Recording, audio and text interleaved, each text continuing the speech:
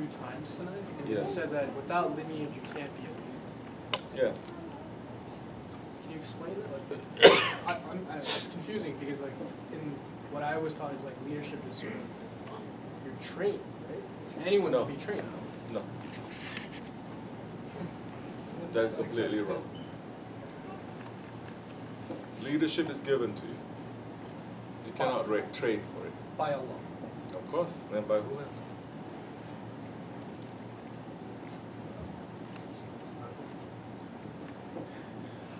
Because here we're not talking about people leading a company. You understand? Or making money, or this or that. We're talking about, as we began, kingship. Kingship. And the intentions of the king is completely different from the intentions of a CEO. Don't you see? The intentions of a president, as we know, is completely different from intentions of a CEO. That one wanted to run the White House like it's a business. How's that working out for everyone?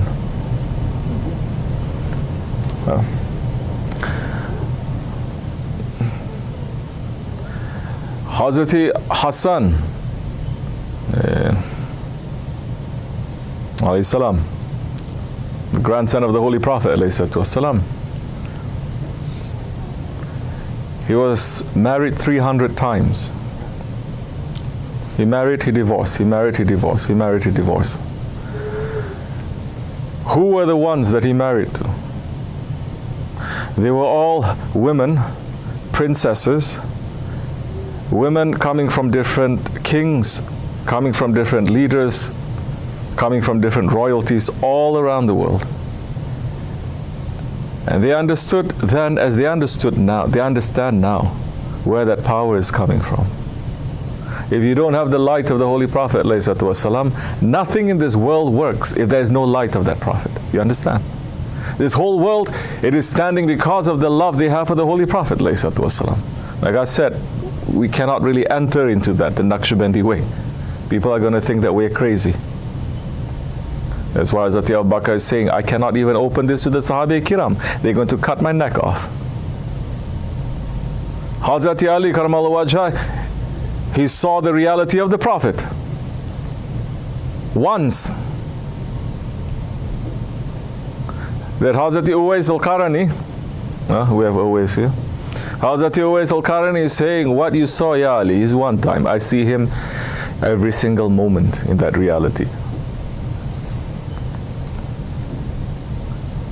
What about Hazrat Abu Bakr Siddiq, the second of the two in the cave, complete silent?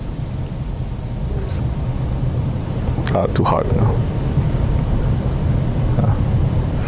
What he saw, what he knows, cannot even speak. That is tasawwuf. That's why it is so easy for the Ottoman Naqshbandis at that time, to be learning the tasawwuf of Hazrat Ibn Arabi, Shaykhul Akbar, and to be able to teach it. It's very easy. That so many are finding it so difficult. But it's so easy for the Naqshbandis to do that.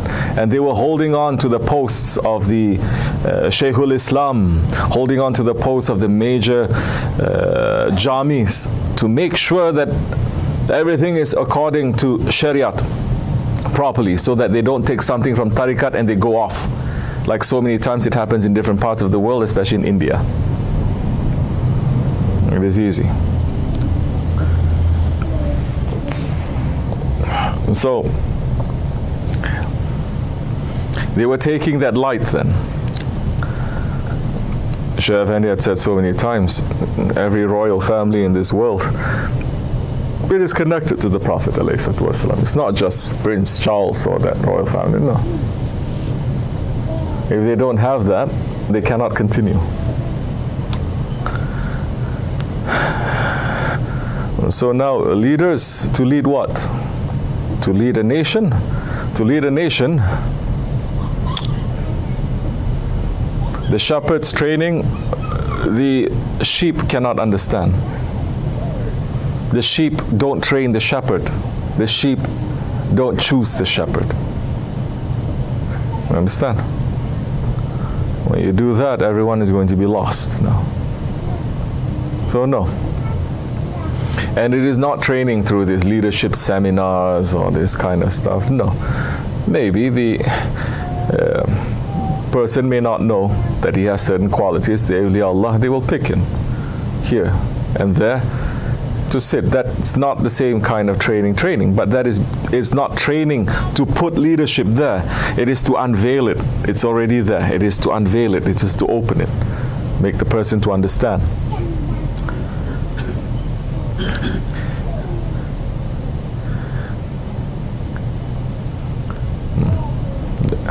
We cannot enter into that too much also. People get very upset with me because even according to Sharia, it is very specific who your leaders are going to be. Huh? For example, it is forbidden for a person without any lineage to be a leader, to be a king or to be a governor. Even a governor? Even a governor. A non-Muslim cannot rule a Muslim.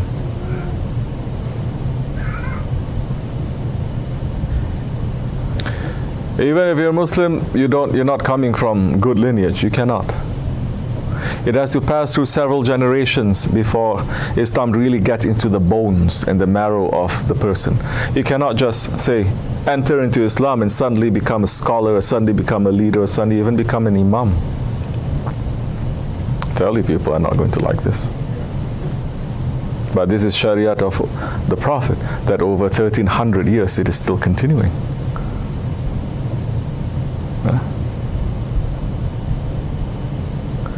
Who were very particular about that, especially the Ottomans are very particular. You think they don't have the best of the resources from the whole empire? They're ruling continents. Yet they say, no, we cannot put this one in that job.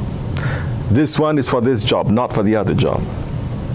For example, they don't take Russians into the military, even when they become Muslim.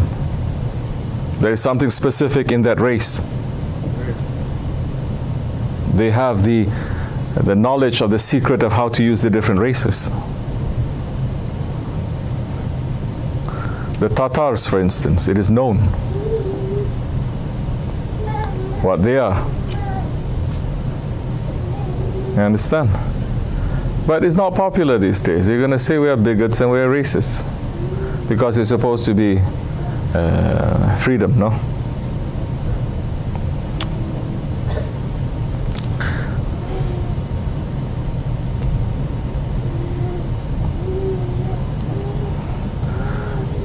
When everybody knows what job they're supposed to do, things can run properly. And Allah has given every race their own specialty.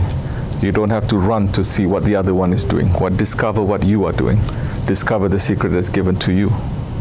The specialty. Take that and you will be able to reach highest stations in dunya and akhirat. So, for example, they're using these Albanians to fight. They are good for that. Sometimes their brain's not working, but they fight good. Understand? The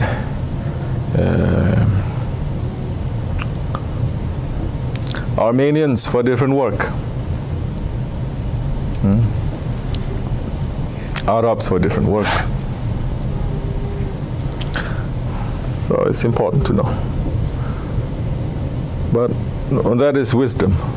That is taken from the wisdom of thousands of years and trusting in that wisdom. And that is doing it not for the sake of accumulating more wealth for yourself. It is to bring down the laws of Allah subhanahu wa ta'ala and to continue that. Anyway, this much is enough for that. We'll speak later. Any other thing?